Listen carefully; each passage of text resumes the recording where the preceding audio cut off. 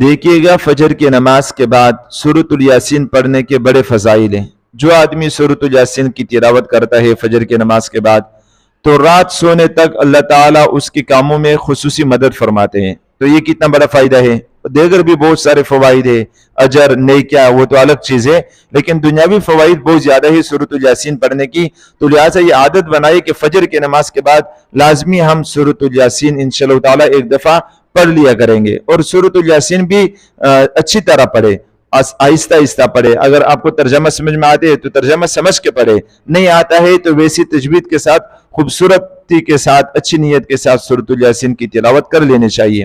ایک دفعہ میرے ساتھ یہ ہوا کہ میں گھر پہ سورۃ الیاسین کی تلاوت کر رہا تھا۔ یہ بات اس وجہ سے بتا رہا ہوں اپنا واقعہ کہ شیطان نفس انسان کو نیکی کے لیے نہیں چھوڑتا ہے۔ بس شیطان نفس انسان کو جو ہے نا اس کام پہ لگا لیتا ہے کہ نیکی کا کام کرو ہی نہیں، اگر کرنا بھی ہے تو بس خانہ پوری کرو۔ ایک دفعہ میں سورۃ الیاسین پڑھ رہا تھا گھر پہ اپنے کمرے میں بیٹھ کر، تو میں نے دیکھا باہر سین میں ناشتہ لگ گیا، گھر والے سب بیٹھے ہوئے، بھائی بہن گھر والے سب بیٹھے ہوئے ناشتہ کر رہے ہیں، اور میری چھٹی بھی تھی اس دن، غالباً اتوار کے دن تھا یا جمعہ کا دن تھا، میری چھٹی تھی۔ تو میں سورۃ الیاسین پڑھنے لگا، ابھی میں نے کچھ آیاتیں ہی پڑھی تھی کہ باہر ناشتہ لگ گیا، اور ناشتے کے لیے مجھے آواز بھی دی کہ ناشتے کے لیے آپ تشریف لائے۔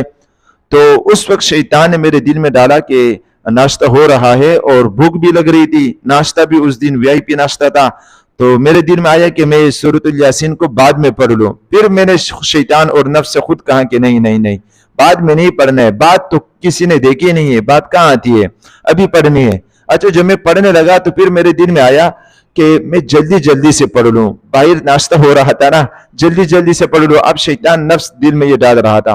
میں نے اپنے آپ سے کہا، شیطان نفس سے میں نے کہا، اپنے آپ سے میں نے کہا کہ میں بالکل آہستہ پڑھوں گا، جو اپنے معمول کے مطابق سورۃ الیاسین یا تلاوت کرتا ہوں اس سے بھی میں نے بالکل آہستہ خوبصورت بنا کر ٹھہر کے خوب دل لگا کر پڑھا۔ کیوں؟ کیونکہ شیطان مجھے وہاں لے کر جا رہا تھا جلدی تاکہ یاسین جلدی خانہ پوری ہو جائے، لیکن میں نے ایسے نہیں کیا، میں نے جان پوچھ کر بہت آہستہ جو ہے نا 15-20 منٹ سورۃ الیاسین پہ لگا دیے، بہت دل سے پڑھا میں نے۔